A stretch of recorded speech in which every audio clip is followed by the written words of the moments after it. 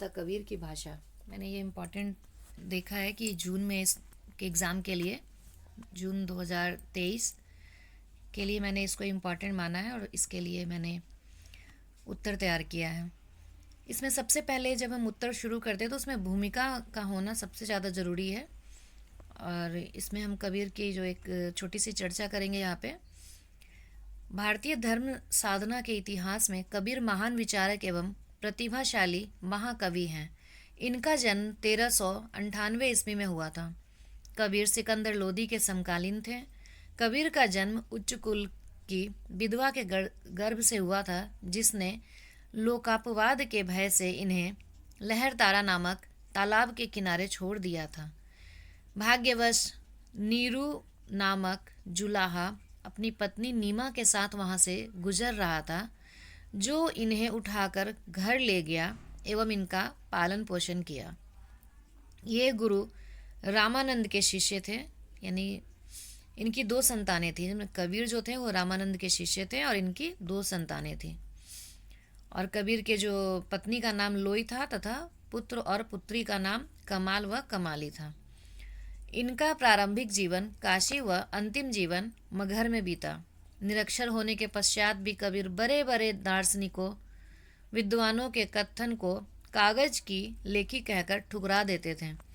तार्किकता के क्षेत्र में अत्यंत शुष्क, हृदयहीन, तीक्ष्ण प्रतीक होने वाले कबीर भक्ति की भावधारा में बहते समय सबसे आगे दिखाई देते हैं। निरक्षरता को कवि ने स्वयं स्वीकार किया है। उन्होंने कहा, मसी कागद छुयो नहीं, कलम गयो नहीं हाथ। मतलब कि उन्होंने कागज और कलम को हाथ नहीं लगाया था, कागज को नहीं छुआ था और हाथ जो कलम था उसको हाथ नहीं लगाया था। कबीर की रचनाओं का संकलन बीजक में है। इसके संकलनकर्ता धर्मदास है। बीजक के 3 भाग हैं, साखी, सबद और रामायणी। उन्होंने राम को निर्गुण रूप में स्वीकार किया है तथा वह निर्गुण राम की उपासना का संदेश देते हैं। निर्गुण राम जपहुरे भाई, उनकी राम भावना ब्रह्मा भावना से सर्वथा मिलती है। उनके राम निर्गुण राम के ही पर्यायवाची हैं। ब्रह्म, जीव, जगत, माया आदि तत्वों का निरूपण उन्होंने भारतीय अद्वैतवाद के अनुसार किया है। उनके अनुसार जगत में जो कुछ भी है वह ब्रह्मा ही है। अंत में सब ब्रह्मा में विलीन हो जाता है। अब यहाँ से हम देखेंगे कि कबीर का जो सामाजिक संदर्भ था वो क्या था। तो कबीर जो थे वो सबसे पहले समाज सुधारक थे। ये मैंने पॉइंट में लिखा है, आप इसको विस्तार कर सकते हैं अपने आप कि जो कबीर ने किस तरह से समाज का सुधार किया था, इसके बारे में आप अपनी भाषा में लिख दीजिए कि वो सबसे पहले समाज सुधारक थे और उन्होंने हर तरह का समाज में सुधार के लिए हर तरह की बातें कही और रूढ़ियों का खुलकर विद्रोह किया। इन्होंने जो पुरानी परंपरा थी उसको इन्होंने खंडित किया, अंधविश्वास को, आडंबर को खत्म किया।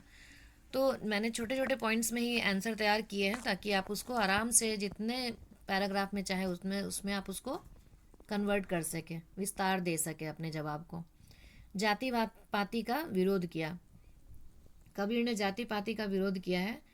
आप देखेंगे कि उन्होंने बोला था, जाति न पूछो साधो की, पूछ लीजिए ज्ञान, मोल करो तलवार का, परा रहने दो म्यान। तो कहते हैं कि साधो की, जो पढ़े लिखे लोग हैं उनका ज्ञान पूछना चाहिए, जो विद्वान लोग हैं उनके ज्ञान को जानना चाहिए और उनकी जाति को मत पूछा करो। तो जाति प्रथा के विरोधी थे। और मोल करो तलवार की, पारन दो म्यान। म्यान जो होता है वो किसी काम का नहीं होता है, जो तलवार है उसी का मोल होता है, उसी का कीमत होता है। धार्मिक पाखंड का विरोध। उन्होंने जो धर्म में पाखंड था उसका विरोध किया था। मूर्ति पूजा के विरोधी थे वो, आप तो जानते ही हैं। उन्होंने कहा कि माला फेरत जुग गया, मिटा न मन का फेर, कर का मन का डारी दे, कर का मन का फेर। तो कहते थे कि माला फेरने से कुछ नहीं होता है, मन का जो फेर है, मन का जो मैल है उसको मिटाना है, उसको खत्म करना है। और मूर्ति पूजा की निंदा की। उन्होंने कहा कि पावन पूजा हरि मिले तो मैं पूजू पहाड़, या ते तो चाकी भली, जासे पीसी खाए संसार। कहते हैं कि अगर पत्थर को पूजने से हरि मिलते हैं, भगवान मिलते हैं, तो मैं पूरा का पूरा पहाड़ ही पूज लूँगा। और पहाड़ को पूजने से तो अच्छा है कि हम उस चक्की को पूजें, क्योंकि वो भी पत्थर का होता है, जिससे कि पीस कर हम अनाज को पीस कर और पूरा संसार उसका खाना खाता है। तो मूर्ति पूजा के विरोधी थे और हिंसा का विरोध किया उन्होंने। उन्होंने कहा कि बकरी पाती खात है, जिसका काढ़े खाल। तो उन्होंने क्या, उनका कहना था कि जो पत्ती खाती है बकरी, उसके काट जो खाल जो है उसको हम लोग काट देते हैं, हटा देते हैं, और फिर उसको जो जो लोग मांस खाने वाले होते हैं उसका भक्षण करते हैं, उसको खाते हैं। तो और हम उन्होंने इसके आगे का लाइन भी लिखा है कि जो हम लोग जो हैं, जो कि हम लोग मांस को खाते हैं, तो हमारा क्या होगा, भगवान हमें किस तरह का वो मैंने उसका जो जो पत्ती खाने वाली बकरी का ये हाल है, तो फिर हमारा क्या हाल होगा। तो उन्होंने हिंसा का विरोध किया था और प्रेम भावना का समर्थन किया। उन्होंने कहा कि पोती पढ़ी पढ़ी जग मुआ, पंडित भया न कोय, ढाई आखर प्रेम का पढ़े सो पंडित होए। तो उन्होंने बोला कि जो पढ़ पढ़ के पंडित नहीं हो सकते हैं, जो प्रेम से, सौहार्द से, आपसी सद्भावना से जो रहते हैं जो लोग, वही पंडित होते हैं, वही सम्मान के योग्य होते हैं। गुरु को उन्होंने महत्व दिया। गुरु गोविंद दो खरे, काके लागू पाए। गुरु और गोविंद दोनों खरे हैं। और आगे है कि बलिहारी गुरु आप नो, जिसने कि गोविंद दियो बताया, जिस गुरु ने हमें गोविंद और दूसरे लोगों में अंतर को बताया है, उस गुरु की ही पूजा करनी चाहिए। उन्होंने बताया, उनके ही पैर छूना चाहिए। नारी को भक्ति मार्ग में बाधक बताया है, उन्होंने बाधक माना है। उसके बाद नैतिकता की बात की। पूत कपूत तो क्यों धन संचय, और पूत सपूत तो क्यों धन संचय। उन्होंने नैतिकता की बात की। नैतिक विचार होना चाहिए इंसान का। पैसा जमा करने से कुछ नहीं होता है। अगर बच्चा जो है, पूत जो है, बेटा जो है, वो अगर अच्छा है तो उसके लिए क्यों धन संचय करना, वो तो खुद ही धन कमा लेगा। और बेटा अगर कपूत है, अच्छा नहीं है, तो फिर उसके लिए क्यों धन संचय करना। उसके बाद मानवतावादी दृष्टिकोण था उनका। डॉक्टर पारसनाथ तिवारी ने कहा है कि कबीर से बड़ा मानवतावादी कोई नहीं है। यहाँ से आप कोट कर सकते हैं इसको, मैंने कोटेशन के लिए ये दोहा वगैरह मैं लेकर आई हूँ इसमें। और एकता की भावना थी उनके में। उनका कहना था कि कबीरा खरा बाजार में, मांगे सबकी खैर, ना कहूँ से दोस्ती ना कहूँ से बैर।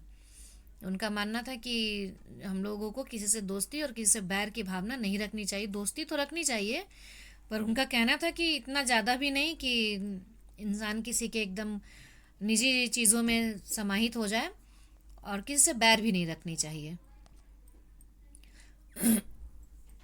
उन्होंने लोक कल्याण की भावना को बढ़ावा दिया था। हर एक व्यक्ति के कल्याण की बात की थी। आडंबर तथा शोषण का विरोध किया था उन्होंने। शोषण के विरोधी थे। और आडंबर जो पूजा पाठ, भूत प्रेत, इस तरह की चीज़ों का उन्होंने विरोध किया था।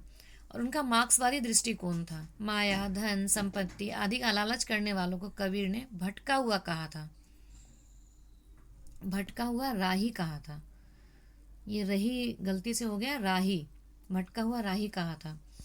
और वाणी की शीतलता थी उनके में। ऐसी वाणी बोलिए मन का आपा खोए, औरन को शीतल करे आपहु शीतल होए। हमें ऐसी बोली बोलना चाहिए, ऐसी वाणी बोलनी चाहिए जो कि दूसरों को अच्छा लगे। कटु वाणी नहीं बोलनी चाहिए, किसी के मन को दुख देने वाला बात नहीं बोलना चाहिए। इस तरह से अगर ये प्रश्न हम यहाँ तक ख़त्म करते हैं तो इसका निष्कर्ष इस प्रकार है कि इस प्रकार कबीर का अपने समाज के प्रति दृष्टिकोण वैज्ञानिक एवं व्यवस्थित था। कबीर की अक्खड़ता, फक्कड़ता, निर्भीकता, अस्पष्टवादिता, क्रांतिकारिता और अहम भाव आदि सभी विशेषताएं उनके काव्य में झलकती है, जो युगों तक प्रेरणा देती है। आप निष्कर्ष में और भी 2-4 लाइन अपने जोड़ सकते हैं, और किसी भी प्रश्न को खत्म करने से पहले निष्कर्ष जरूर दें। और आगे हम भाषा की भी बात करेंगे। कबीर की भाषा, तो उनकी भाषा जो थी उलटवासी थी। इनके सामने भाषा भी लचर नजर आती है। भाषा को जैसा चाहा वैसा कहलवाया। कबीरदास की उल्टी वाणी थी, बरसे कंबल भींगे पानी। इस कहावत का अर्थ है, जब भक्ति रूपी कंबल बरसते हैं, अर्थात मानव में भक्ति के संस्कार उदित होते हैं, तब मानव पानी में भीग जाता है, अर्थात भक्ति के आनंद में भीग जाता है, डूब जाता है। सच्चा आनंद भक्ति का ही है। संसार का सुख तुच्छ, नश्वर और अल्पायु का है। उसके बाद इनकी जो भाषा थी वो पंचमेल खिचड़ी थी। इसमें 5 तरह के भाषा की बात की गई है पंचमेल खिचड़ी में। इसमें राजस्थानी, पंजाबी, खड़ी बोली, पूर्वी बोली और ब्रज, इन सब भाषाओं का मेल था इनकी भाषा में। चूँकि वो साधारण बोलचाल की भाषा में अपनी बातों को कहते थे ताकि वो जन जन तक पहुंच सके, तो इसीलिए उन्होंने इन सब भाषाओं का सम्मिश्रण को इस्तेमाल किया था। शिष्यों की भाषा, कबीरवाणी शिष्य धर्मदास की भाषा तथा अन्य शिष्यों की भाषा। चूँकि वो लिखते नहीं थे, वो बस बोलते थे, तो जब वो लिखा जाता था तो उनके जो शिष्य थे उन्होंने उनकी बातों को लिखा था, भाषा में लिखित भाषा में उसको परिणत किया था। तो उसमें उनकी अपनी भाषाएं भी मिश्रित हो गई थी, जो उनकी शिष्यों की भाषा होती थी। अनपढ़ से पढ़े लिखे सबकी जुबान पर, और इनकी जो लेखनी थी वो जो अनपढ़ थे वो भी उसको बोलते थे और जो पढ़े लिखे होते थे वो भी उसको पढ़ते थे। और गेय रूप में तो कबीर के दोहों को गाने के रूप में गाया गया है, बाद में उन्हें संगीतबद्ध भी किया गया है। तो ये गेयता था उनकी जो काव्य थी उसमें। उसके बाद अनगढ़ भाषा, कबीर ने जो कुछ भी कहा है वह स्वानुभूति के बल पर कहा है, फलता उनकी वाणी में बड़ी सहजता एवं मार्मिकता है जो हृदय पर सीधी चोट करती है। कबीर पढ़े लिखे नहीं थे, इसलिए कुछ लोग उनकी भाषा को अनगढ़ कहते हैं। वास्तव में उनकी भाषा में कृत्रिमता नहीं थी, दिखावा नहीं था उनकी भाषा में। वो अपनी बात कहते थे और सीधे साधे बात को रख देते थे जो कि हर किसी को समझ में आ जाए। तकनीकी शक्ति भी थी उनकी भाषा में। कैसे? तो बौद्ध, जैन, शाक्य, शैव, सिद्ध, नाथ आदि सब की तकनीकी शब्द को उसमें डाला गया है, सबको लिया गया है, तो इसलिए उसको तकनीकी शब्द उसमें था, ऐसा कहा जाता है। भाषा में विद्रोह भी है। उन्होंने जो भाषा का इस्तेमाल किया उसमें उन्होंने जाति का विद्रोह किया, जाति प्रथा का विद्रोह, फिर मूर्ति पूजा का विद्रोह किया। तो इस तरह से उनकी भाषा में विद्रोह भी है। जो पैसे वाले जो लोग थे उनका विद्रोह किया, समानता की बात की, तो उनकी भाषा में विद्रोह भी है। और भाषा में व्यंग भी है, व्यंग वाला भाषा बोलते हैं। जैसे उन्होंने बोला कि बरसे कंबल और भीगे पानी, तो व्यंग की भाषा को भी उन्होंने इस्तेमाल किया था। और भाषा में अनूठी शक्ति थी, उनकी भाषा में अनूठी शक्ति थी, वो लोगों को अपनी तरफ खींचती थी उनकी भाषा, क्योंकि वो लोगों की बातें होती थी। हजारी प्रसाद द्विवेदी जी ने उन्हें वाणी का डिक्टेटर कहा है, भाषा उनके इशारों पर चलती थी। तो इस तरह से ये यहाँ पे हम भाषा का बात भी ख़त्म होता है। तो इसके बाद भी जब भी आप किसी भी प्रश्न को ख़त्म करें तो वहाँ पे निष्कर्ष ज़रूर उसमें शामिल करें, और निष्कर्ष के रूप में आप अपनी थोड़ी सी बातें जो आपने यहाँ पे पढ़ा है उन सबको शामिल कर सकते हैं।